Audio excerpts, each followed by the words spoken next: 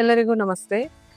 ಈ ದಿನ ಉಮಾ ಮೇಡಮ್ನವರು ವೈದೇಹಿ ಫೌಂಡೇಶನಿಂದ ನಾವು ಇವತ್ತು ನಾನು ಮಂಡ್ಯದಿಂದ ಬಂದಿದ್ದೀನಿ. ಸಾವಿತ್ರಿಬಾಯಿ ಬಾಪುಲೆ ಟ್ರಸ್ಟ್ ಮತ್ತು ಸಾವಿತ್ರಿಬಾಯಿ ಬಾಪುಲೆ ವೃದ್ಧಾಶ್ರಮ.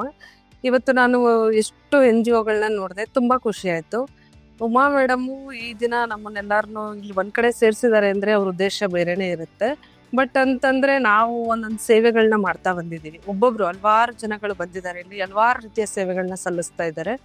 ಬಟ್ ಇದಕ್ಕೆಲ್ಲ ಅವರವರ ಒಂದೊಂದು ಅವ್ರ ಸ್ಫೂರ್ತಿನೇ ಅವರಿಗೆ ಅಂತ ಹೇಳ್ತೀನಿ.